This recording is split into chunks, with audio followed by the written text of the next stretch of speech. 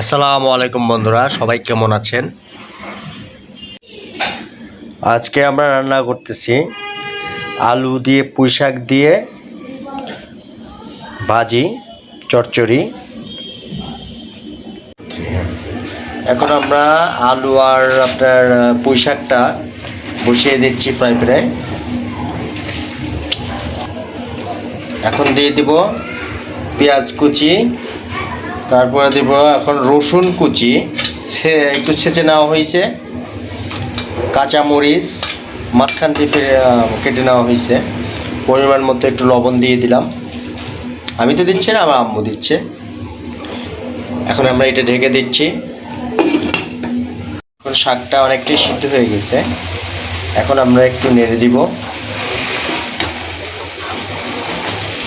আবার একটু আমরা ঢেকে কিছুক্ষণ রাখবো। শাকটা এখন হয়ে গেছে, এখন আমরা এটা তেলে দিয়ে দিব, একটু ভাজনা দিয়ে তেল দিয়ে দেওয়া হলো, দুটো শুকনো মরিচ দিয়ে দেওয়া হচ্ছে, আর একটা দিয়ে দিল। শুকনো মরিচটা কি শাকের ভিতরেই থাকবে নাকি উঠিয়ে নেবেন? দুটা আমার থাকবে, উঠানো হবে আর উঠাই নেওয়া হবে।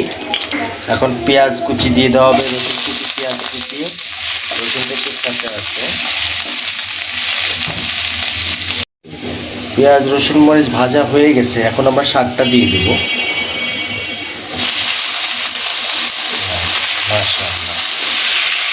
শাকটা একটু আমরা নেড়ে নিব, ভালো করে একটু নেড়ে নিতে হবে।